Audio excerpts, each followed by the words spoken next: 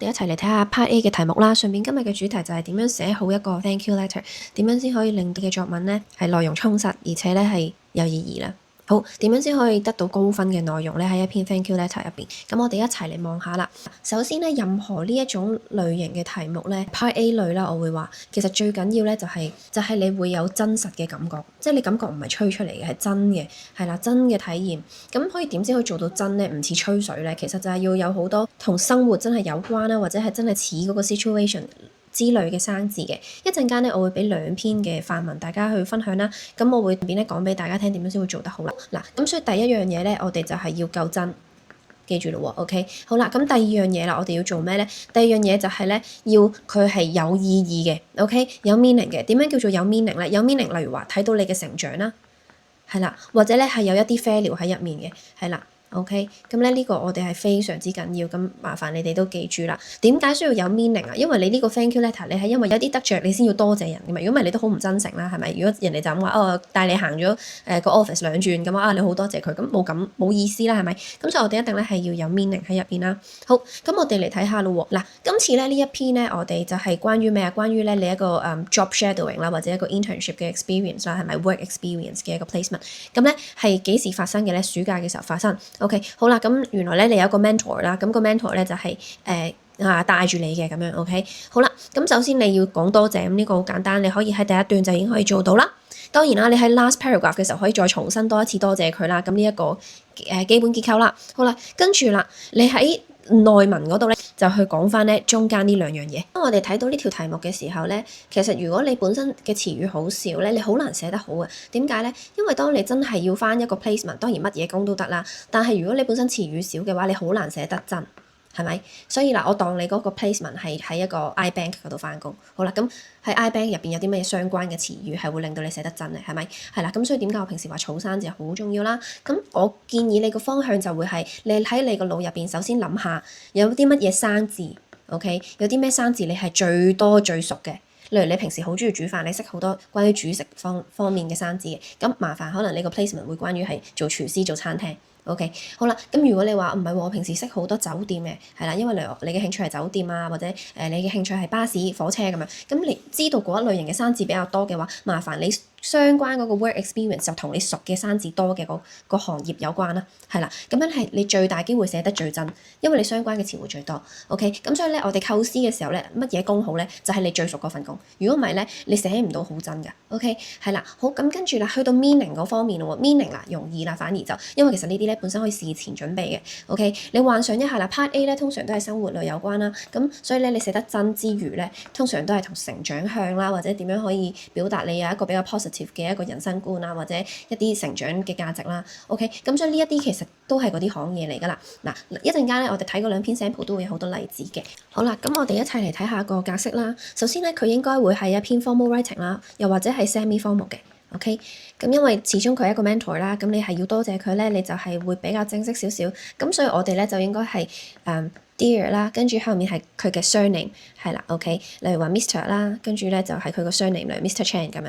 OK，咁我有啲咩唔應該做咧，就唔好 casual 咁樣叫佢個 first name 啊，就冇 Dear Ken 咁樣啦，咁啊錯嘅。OK，好，咁如果啦你係喺一間醫院入邊實習啦，咁咧你可以係 Doctor Chan 啦，咁或者喺大學入面實習就 Professor Chan。咁你見到有呢啲少少嘅一啲細節咧，其實會好真實。好，我哋去到下款啦，下款咧就因為 semi-formal 或者 formal 啦，咁所以你可以係用咩？用 Yours sincerely。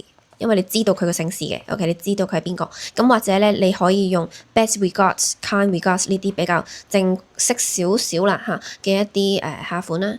好，咁跟住你記住你個署名咧，因為係比較正式嘅 writing 咧，你都寫翻你個全名啦 ，Chris Wong，咁就冇就咁 Chris 啦，係啦，寫俾朋友就用 Chris，係啦，咁你寫俾一個即係你尊敬嘅人啦，係啦，或者上司啦，日後咁咧你都記住，或者校長啦，你都寫翻全名啦。咁呢度咧就講一講個框架啦。嗱，首先個框架咧就係你記住啦 ，Part A 咧250字啦，佢寫明話大概，但係你寫250字就停筆咧，其實係絕對唔夠啊。係啦，咁所以你一定要係寫多少少嘅。OK，係啦，咁通常可能寫2版至2版半、3版咁樣啦，咁當然視乎你本身個能力，咁但係你千祈唔好寫到250字就停筆，呢個係絕對太少㗎啦，唔充分去令到你拎到高分。咁我哋睇下嗱，而家我哋 Thank you letter 咧嗰個框架係點樣啦？咁我哋首先係開首同結尾嗰兩段咧，就會係説明你嗰個來意啦，説明你就係多謝佢啦。第一段係咪？好啦，多謝佢之後咧，就要講翻啲時地人事啦。你幾時做咗啲咩工？你第一段就俾人知你其實係翻咗啲咩工嘅 internship 啦。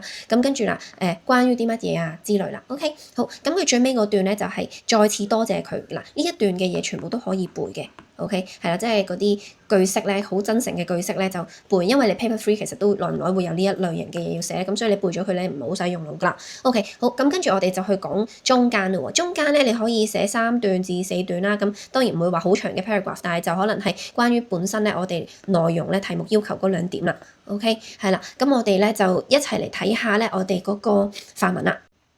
好，咁範文1咧就係一個5星星學生嘅真跡嚟嘅，係啦，咁咧佢就係限時嘅一個寫作啦，咁佢喺限時之內咧係寫到咁多出嚟嘅，大概462字。嗱，咁我要喺呢度聲明一下咧，佢係畢咗業嘅，呢個唔係一份功課嚟嘅，係啦，咁佢畢咗業之後好好咁樣再寫翻俾我啦。好，咁我哋一齊嚟睇下呢篇啦。嗱，咁呢篇咧其實就係喺一個醫院入邊實習啦，即係跟住一個醫生啦。咁個 mentor 其實係醫生嚟嘅，所以我哋更好嘅話咧，可以將佢變成頭先講過嘅 Doctor Chan 啦。咁會呢個細節會更加加分，更加真實啦。好，咁我哋見到啦，開宗明義第一段會係多謝嘅。OK，好啦，咁跟住咧，你會見到咧，佢一嚟咧就會話係因為好 memorable 啦，咁所以咧就想多謝佢嘅 dedication to 呢個 program。好，然之後咧係好 fruitful 嘅。OK，咁呢啲其實都係好簡單嘅句子，幾句可能1分鐘其實都寫到出嚟㗎啦。咁喺度特別咧想教大家一句咧，就係通常咧你寫信嘅時候咧，呢一句咧係非常之好用，同埋好似好真誠咁，就係 I hope this letter finds you in high spirits 係啦。咁咧我教咗俾我啲學生之後咧，就成日寫 paper 3咧，例如寫一啲 letter 要問候人啊，或者寫一啲 invitation letter 咧，其實都係可以禮貌咁樣咧去第一句嘅，係啦，做第一句係啦，咁所以大家都可以去學咗佢啦。好，咁跟住咧，你會見到咧，佢就冇喺第一段嗰度寫話佢個 placement 係關於乜嘢，但係佢即刻緊接住咧喺第二段嗰度咧就已經講咗啦，係咪？係一個 doctor shadowing sessions 嚟嘅。OK，係啦，咁就係跟住一個醫生去實習啦。咁佢咧就寫住啲乜嘢咧？佢就話係一個 miniature of society。係啦，原來咧就好似一個社會嘅縮影咁。咁呢一個 phrase 其實好百搭啦，你邊度都用到，好多情況都用到，可以記咗佢啦。好啦，佢就話呢個 sessions 呢啲 sessions 入邊咧，佢就發現hospital 啦，同埋個 research centre 係點樣 work 嘅。例如咧，佢就俾咗一堆實例啦。OK，你見到啦 ECG experience 啦，跟住咧 lessons 啦。跟住仲有啲 experiments on DNA fingerprinting，OK，咁呢啲其實都係好真好真，因為佢本身好熟，所以佢就寫到好多呢啲咁嘅真實嘅例子咧。你睇第二段已經即刻覺得咦唔係吹喎，好似真係發生緊嘅咁樣。咁所以點解我平時話頭先會講到話你用你熟嘅生字 ，OK 係啦，用你熟嘅生字 ，OK 好，咁跟住啦，你再睇咯喎，OK 佢就話啦cherish all the practical skills I learned，咁有啲實際嘅啲 skills，你見到佢呢一度咧係用咗一個排比句嘅方式嘅，咁呢一個都係值得你哋學習啦。咁佢就好簡單嘅就話 by communicating with cancer patients in the oncology department，I grasped the interpersonal skills。好啦，即係話透過呢個操作我就學到啲乜嘢 ，OK， 跟住啦 ，by following you to find symptoms in patients and diagnose diseases，I acquired an area of intriguing medical knowledge。咁你見到呢度咧，其實佢係都係用呢個 by 乜乜乜乜嘅句式，咁佢就排比句2句咧，就寫出嚟就可以好自然啦，亦都係重複緊話佢透過乜嘢乜嘢就學咗啲乜嘢乜嘢，係啦，咁呢個完全係呼應緊嘅題目啦，你學咗啲乜嘢 ？OK， 好，咁呢2段就係關於學咗啲乜嘢啦，咁跟住我哋就睇下面咯喎，下面就係呼應緊咧題目嘅另一個要求就係話克服咗啲乜嘢 challenge 啦，the challenges encountered throughout the 2 weeks as an intern。好啦，首先佢就話坦白講啦，係點樣啦，好 intellectually stimulating 同埋 academically challenging 嘅，例如啲乜嘢咧？咁佢就俾咗個例子嗱，下次咧你哋俾例子咧都可以用呢一個 phrase，a case in point is，OK，係啦，a case in point 即係其中一個例子係乜嘢啦？好，a case in point is the biochemistry section。好啦，咁咧佢就話點樣啦？哇！佢去 detect cancers using biomarkers， 你見到又係一啲佢好熟嘅嘢，所以佢可以即刻寫到出嚟，而聽落去係非常之真實嘅。OK， 好啦，咁跟住佢就話 These areas of knowledge are not covered in the secondary school curriculum， 所以佢就點樣啊？對佢嚟講好難，佢要 work extra hard 去 keep up。好啦，跟住另一個 phrase 咧，我覺得你哋可以學咧就係 that said。That said 咧，其實就係等於with that being said 或者 that being said，咁再縮短啲就係 that said，即係話儘管如此儘管如此咧，我都係好 enjoy 你嘅 lessons 嘅，同埋好多謝你啦，因為咧其實係灌輸咗 inculcating 嘅灌輸咗一啲 lifelong 嘅 knowledge in me。OK， 好啦，跟住啦 ，another challenge I came across was that packed schedule during these 2 weeks。咁佢就話啦佢就話。明白咧，醫生咧每日都會係好 pack 嘅一個 schedule，係啦，咁對佢嚟講就係另一個 challenge 啦，因為佢仲係一個 shadow 緊嘅一個實習生，咁所以佢就係好想表達佢對陳醫生嘅 respect 係咪啊？同埋 all the doctors out there。好啦，跟住最後啦，咁最後咧佢呢度咧就會係講下咧多謝啦，多謝咗啲乜嘢咧？咁呢度咧就係我頭先講嘅嗰個 meaning 啦。咁關於佢嘅 growth，OK，點解咧？因為佢本身咧原來係一個 dilemma 入面。OK，你見到呢度 dilemma 啦，dilemma 即係話一個進退兩難嘅局面啊。OK，佢本身原來係一個進退兩難嘅局面入邊，咁咧原來佢本身已經喺度諗緊啊，到底應該做一個 physician 即係一個醫生啦，定係做一個 researcher 即係一個研究人員啦，即係喺 medical field 入面。咁所以啦，佢就話因為呢一個實習嘅經驗咧，佢就最後決定咧應該要做一個醫生。佢想係啦，因為咧佢要 challenge myself with difficult medical knowledge and save people's life with the power of knowledge, experience and dedication。好啦，呢一個字點解我被 highlight 咗咧？因為佢係一個 value 嚟嘅 dedication，即係話你好投入去奉獻。咁所以呢一個都係一個見到啦，係一個好嘅 value 啦 ，positive value 啦。咁所以你會見到咧點解會高分就係你會見到佢係有符合到題目嗰兩樣嘢啦。首先就係佢學咗啲咩啦，跟住就係有啲咩 challenge 啦，最後佢加咗一段咧係升華翻，咁就係個 meaning 入邊點解要特別多謝佢，因為令到佢咧喺一個struggle 入邊咧就決志最後要做一個醫生係啦，咁同埋咧會有啲 positive value 你會見到啦 dedication， 咁最後咧呢幾句咧好簡單，一兩分鐘可以寫到。如果你哋背熟咗，就係 once again extend my heartfelt gratitude。heartfelt 即係話誠心嘅即係真心嘅一個感激啦，係啦。咁 extend 大家可以記住啦。I would like to extend my heartfelt gratitude to you。嗱呢一個喺 paper 3咧都係非常之實用嘅句式嚟㗎，請記咗佢。咁跟住啦，我哋就會睇下啦。It will be great if we can meet again in the future。跟住啦 ，good luck on your future endeavours。呢句都係可以背咗佢嘅。希望你日後嘅努力或者日後嘅一啲工作係 good luck 啦之類咁嘅意思啦。OK， 好嗱，咁你見到啦，佢喺限時之內寫咗460幾字。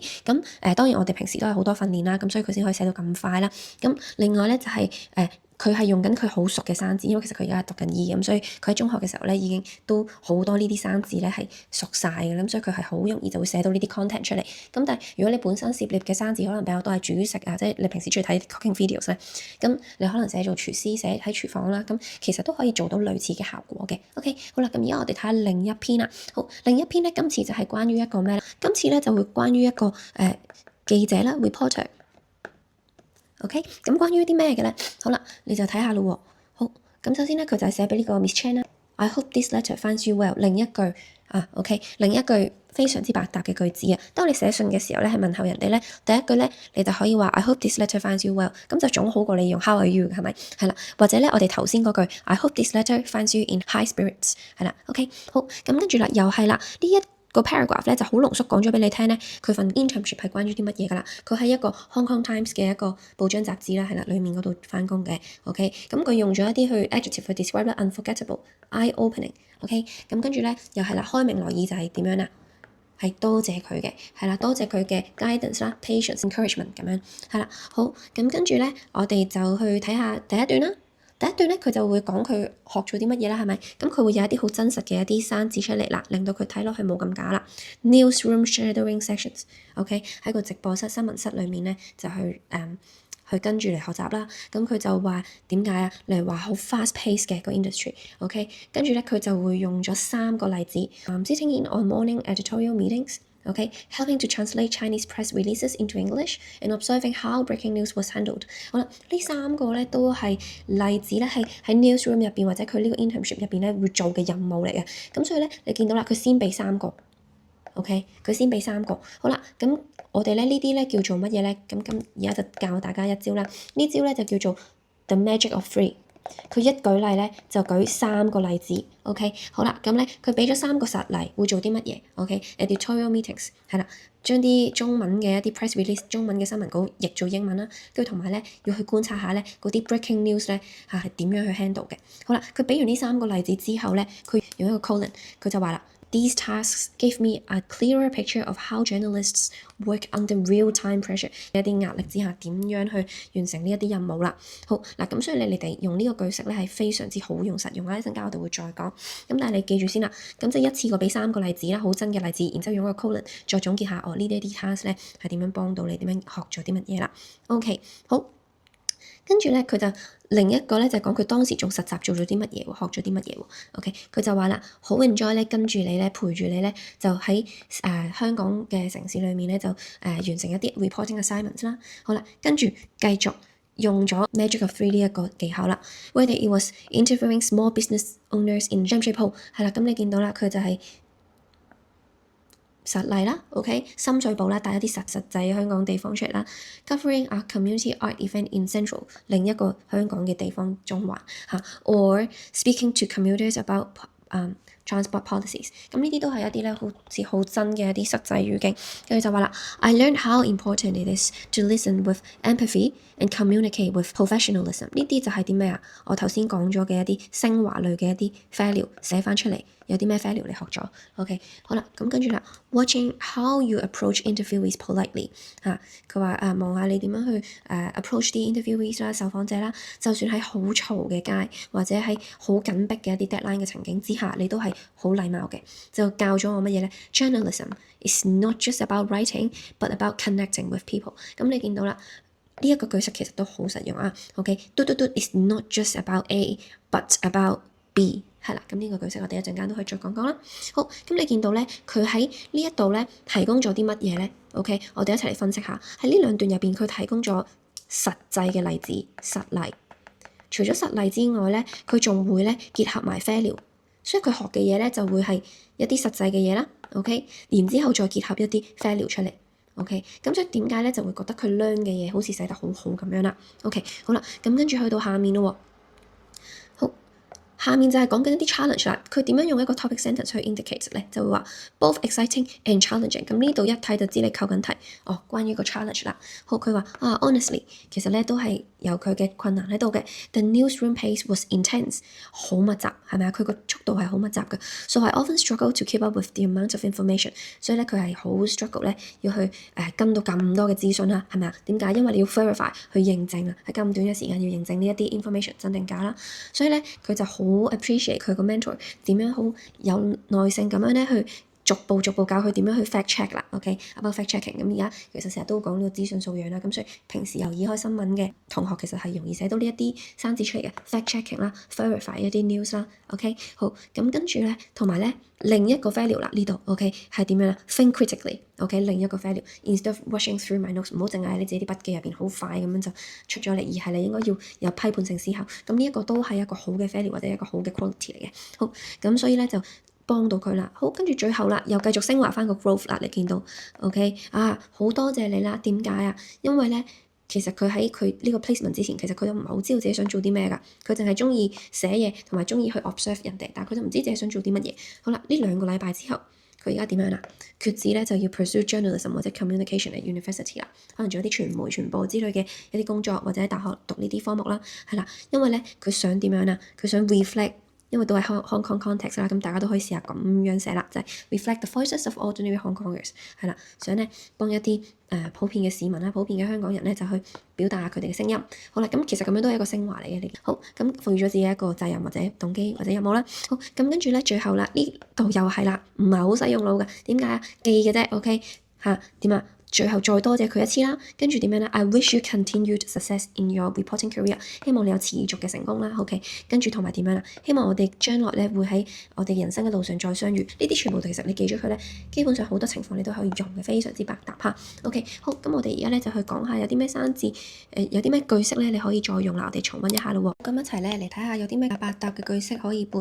OK，首先咧就係當我哋寫作文嘅時候咧，如果喺一啲問候咧就唔使用 How are you 啦，咁你可以用呢2句啦。I hope this letter finds you in high spirits， 或者 I hope this letter finds you well， 係啦，咁咧都係一啲比較禮貌同埋客氣嘅一啲開首嘅句子啦，喺一封信入面。OK， 好，咁跟住另外咧，我想特別 highlight 另一個句式咧，非常之好用啊，就係呢個。OK， 你見到我 highlight 咗先，係啦。without 乜乜乜，跟住就唔會點點點。OK，without 就話冇咗啦，就話如果當時冇你嘅乜嘢咧，都唔會咁成功啊，都唔會咁 meaningful 啊咁樣。好啦，咁我而家呢度咧就試下去解釋俾你哋聽啦。好，呢個其實咧係一個 type 3嘅 conditional 句子嚟。如果當時冇乜乜乜OK， 我寫低先。OK，conditional 嘅句子嚟嘅。如果當時冇乜乜乜，當時都唔會乜乜乜例如話 without your help。當時冇你嘅幫忙咧 ，OK，I wouldn't have succeeded。OK，好啦 ，without 某樣嘢，當時冇你嘅乜嘢咧嚇，我當時 OK 都係一個過去啦。I wouldn't 跟住 have 再加 PP，I wouldn't have succeeded。當時冇你嘅幫助咧，我都唔會成功啊。OK，係啦，without your help，I wouldn't have succeeded。係啦，即係如果當時冇你嘅幫忙，我就唔會成功啦。咁我哋睇翻呢度啦，好睇翻呢句 OK。I want to write to you and thank you for your dedication to this program. Without which 呢度就係話佢嘅 dedication 啊，佢嘅 dedication to this program. Without your dedication to this program, this experience wouldn't have been a fruitful one. 好啦，咁你見到呢度呢個 experience 咧就唔會咧係咁有意義、咁多收穫嚇。OK，咁豐富。OK，咁跟住我哋睇埋呢一句啦。Without your mentorship 如果你當時冇去引領我、指引我啦，OK，without your mentorship, this internship not have been nearly as meaningful， 唔會咁 meaningful 啦。OK，wouldn't have been nearly as meaningful。咁你見到啦，都係用緊一樣嘅句式 ，would not 加 have 加 PP。OK，would not 加 have 加 PP。OK，係啦，咁啊 without 當時冇呢樣嘢。好，呢個都係非常之實用，大家可以學咗佢。好，跟住啦，我哋去睇下結尾又有啲咩可以背咯。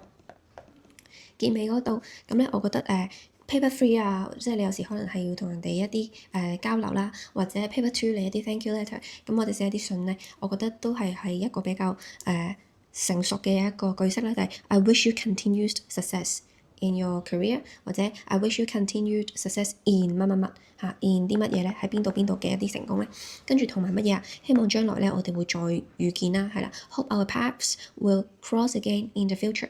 係啦，咁你見到呢個咧都係一個成熟好客氣啦，跟住俾人見到你係識得用呢一類型嘅 tone 去寫一個 letter 嘅。OK，咁可以背咗佢，咁你背咗之後，你日後用翻其實都唔好使用腦噶啦，寫就得噶啦。OK，係啦，比較 formal 或者 semi formal 嘅情況用啊。OK，好。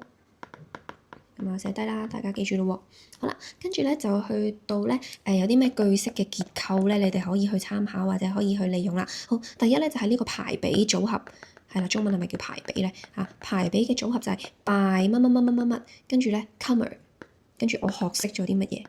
OK，例如話 by communicating with cancer patients in the oncology department, I grasped the interpersonal skills. Okay, by following you to find symptoms in patients and diagnose diseases, come on, I acquired blah blah blah blah blah。你見到啦，透過乜乜乜乜乜，我學咗啲乜乜乜。咁你記住啦，排比個重點係咩咧？唔係淨係用一次，你可以用兩次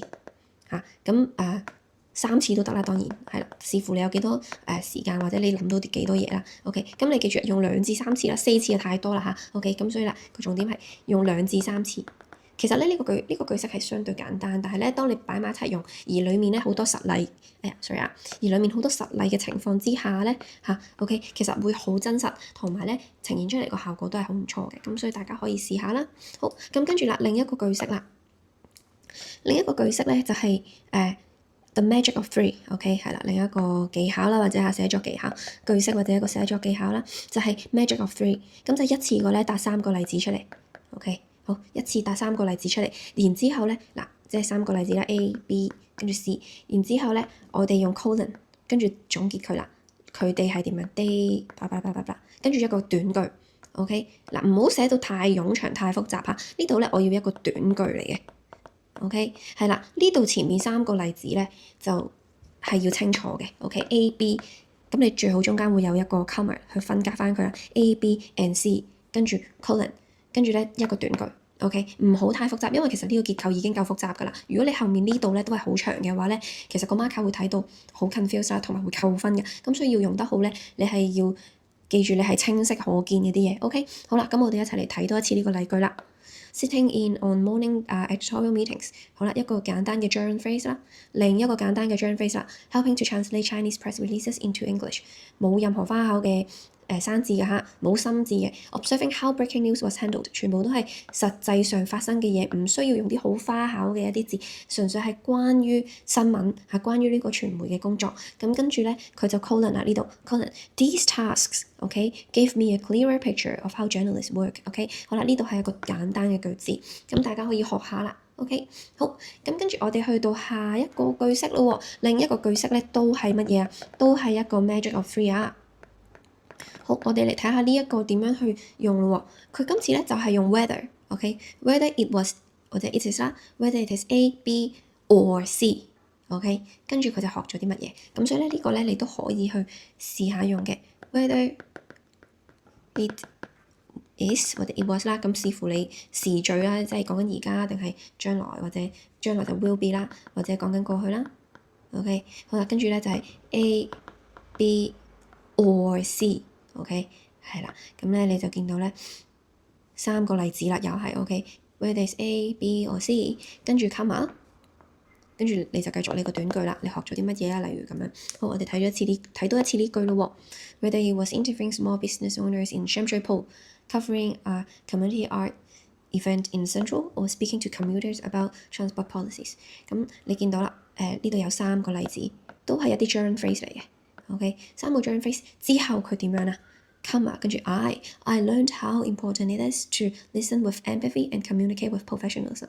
咁呢個句子我自己個人就覺得非常之高質啦。點解？佢結合咗一啲實際香港嘅地方，令到佢更加真實啦。Sham Shui Po Central。另一樣嘢就係佢結合咗 value、empathy、professionalism。所以呢個句子係非常之高質㗎嚇。咁當然啦，如果你一開始係未掌握到嘅話咧，你可以係試咗一啲簡單少少嘅內容先，跟住你再寫慣咗咧，你就好自然會 apply 到落去啦。OK， 好，咁跟住我哋去講埋咧，就係頭先講嘅一啲 values 啦。有邊啲 values 其實可以隨手可得咁樣去寫翻出嚟，就係頭先我哋見到有 dedication 啦，係咪啊？一啲關於 growth 嘅嘢啦，咁跟住仲有啲咩 professionalism 啦，咁跟住仲有啲咩咧？仲有例如頭先講到嘅一啲 empathy 啦，empathy 呢一個係近年教育局都多去推廣㗎，咁所以咧係非常之好嘅。如果你可以百搭用到出嚟嘅話，係咪？係啦，咁跟住另外其實仲有好多例如 hard work 啦，頭先我哋都見到係咪啊？patience 嚇，OK hard work 嚇 patience 嚇有耐性，呢啲咧全部都係一啲比較係啦，百搭啦，即係你如果可以嘅話，有機會喺你嘅作文入邊應用出嚟咧，都係非常之有幫助㗎嚇。對於升華你篇文，OK， 好啦，咁所以今日咧就大概講到呢度啦。有邊幾樣嘢我哋喺 Thank you letter 入邊要最重視咧，或者係 Part A 嘅 writing，OK，首先就係真，OK 要真實，真實咧你就可以考慮一下你有邊啲熟悉嘅生字可以 apply 落去。OK， 好，第二啦，第二就係乜嘢啊？第二就係咧你要有 meaning。係啦，唔係就咁話多謝你帶我行咗2個圈啊，多謝你日日返工同我傾偈咁樣，唔係呢啲，係可能會有一啲成長啦，或者咧係會有一啲 value 會有一啲 quality 好嘅價值咁咧會見到嘅。咁呢兩樣嘢比較重要啦。咁第三就係咧，你有一啲句式咧係成熟嘅一啲句式啦。OK， 係啦，例如頭先我講嗰啲話咩hope our paths will cross again 呢一啲比較成熟嘅句式啦。咁同埋咧可以多利用唔同嘅 variation 嘅句式嘅。OK，例如頭先我教咗一啲排比啦同埋 magic of three 啦呢一啲啦。OK， 之後我都會不停重複咁樣去講呢幾樣嘢㗎啦。咁咧大家可以繼續留意啦。OK， 如果你未作呢篇文嘅話咧，可以去翻上一條片嗰度有一個限時嘅寫作。咁但係如果你已經作咗嘅話咧，非常之好。呢條片咧你會有啲得着啦。好，咁去到最後咧，我都有一個 giveaway 嘅。今日嘅所有範文啦，同埋咧頭先講嘅句式嘅 notes 咧，都要你而家 subscribe 咗我個 YouTube channel， 跟住 screen cap 咗之後咧，你去 follow 埋我嘅 IG， 然之後 DM 我講翻咧，你想要 WWD 第1號OK，今日 Thank you letter 嘅 notes 咧，咁我就會喺IG 嗰度 send 翻俾你㗎啦。咁希望大家繼續訂閱同埋支持啦。好，拜拜。